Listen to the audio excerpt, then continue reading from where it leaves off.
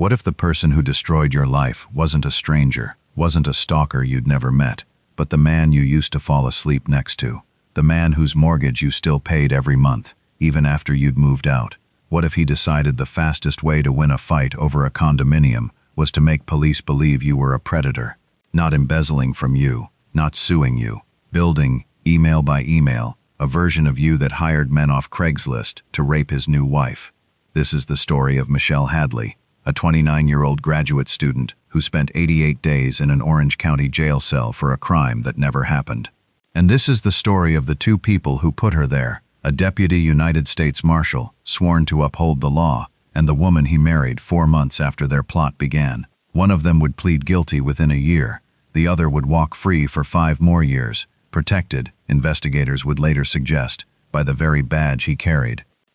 This is the case of the Anaheim rape fantasy frame, and the question at the center of it isn't just who did this, it's how a police department missed it for 7 months, while the answer was sitting in their own evidence file. Here's what Michelle Hadley's life looked like in the years after her exoneration.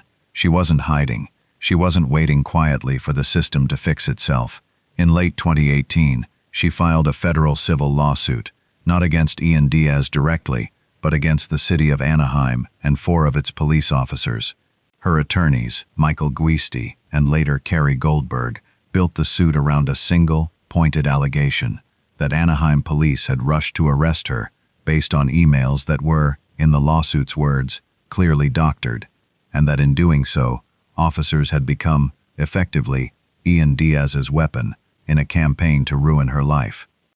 The suit invoked a phrase that shows up in almost every case where law enforcement is accused of protecting one of its own, the blue wall of silence. Hadley's attorneys argued that this was a case about officers enabling a fellow officer, even one from a different agency, to violate a civilian's rights, rather than investigate him like anyone else. For nearly 3 years, that lawsuit moved through the system the way civil cases against municipalities usually do, slowly, through depositions and motions, largely out of public view.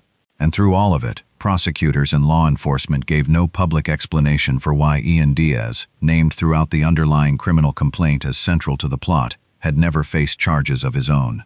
Then, in April 2021, 5 years after Michelle Hadley's first arrest, Hadley settled her lawsuit against the city of Anaheim. The amount was not disclosed. Her attorneys were more direct about what the settlement represented than about the number attached to it. It was, they said, her bravery and diligence in bringing the case that exposed the holes in Anaheim's investigation and the cover-up of the cover-up.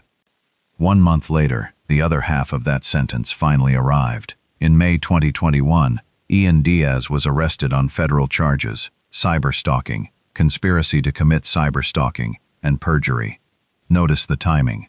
Not the week after Hadley's exoneration in 2017, not during Angela's prosecution, when investigators had every incentive to look at her co-conspirator. 1 month after Hadley's civil settlement became public, after her attorneys had spent years building a paper trail arguing that Anaheim police, and by extension, federal authorities, had been slow-walking accountability for one of their own.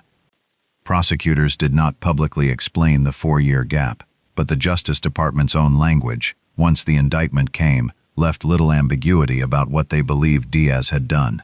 The federal charges accused him of using his position, not just as Angela's husband, but as a deputy U.S. Marshal, a man trained and trusted to investigate threats against federal judges, to help execute an intricate cyberstalking scheme that framed an innocent person for sexual assault, a scheme that led directly to Hadley's 88 days in jail.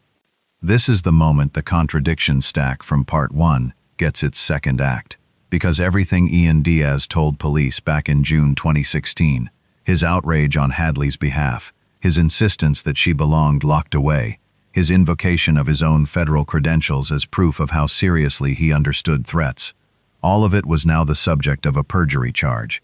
The very statements he used to build the case against Hadley became, 5 years later, some of the evidence being used to build the case against him. Ian Diaz's trial began in March 2023. By then, he was 44 years old, working out of Brea, California, no longer a deputy marshal, though prosecutors made clear throughout the proceedings that his federal law enforcement position in 2016 was central to how the scheme worked. The prosecution's case leaned on the same architecture that had already convicted Angela Diaz years earlier: the string of fraudulent email accounts, the impersonation of Hadley and two of Ian's other ex-girlfriends, the staged 911 call, the escalating threats Angela had been writing to herself. But this time, the government's argument wasn't just that a scheme happened, it was that Ian Diaz was one of its two architects, not a bystander swept up by his wife's obsession, but a man who used his own federal authority to make Anaheim police believe the fiction faster, and who lied under oath about his role in it afterward. According to a 2018 civil complaint that resurfaced during coverage of the trial, prosecutors and Hadley's own attorneys had come to describe Ian's motive in blunt terms. He was, in their words, so hell-bent on punishing her after their relationship dissolved that the condo dispute stopped being about money and became about control, not a payment plan, not a lawsuit, a plan to make Michelle Hadley disappear into the version of herself he and Angela had built out of fake email accounts. The jury didn't need long. On March 23, 2023, after less than 2 days of deliberation, they returned a guilty verdict on all counts: conspiracy to commit cyberstalking, perjury, and obstruction of a federal matter. There's something worth sitting with in the gap between how Angela Diaz's case resolved and how Ian's did. Angela pleaded guilty, whatever her reasons: a plea deal, an unwinnable case, genuine remorse. She stood in front of a judge in 2017 and admitted, formally, what she had done. Ian Diaz did not. He went to trial. He let a jury hear the full architecture of the scheme, the perjury allegations, the federal authority he was accused of leveraging, and he contested all of it for 6 years, from his first police interview in 2016 to his verdict in 2023. That's not proof of guilt by itself. Everyone is entitled to make the government prove its case.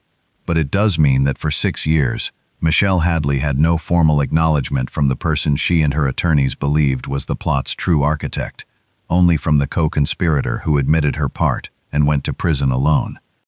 It also raises the question this case keeps circling back to: what does it mean that a plot, built on the credibility of a badge, took a federal jury less than 2 days to see through, but took federal investigators 5 years to even charge?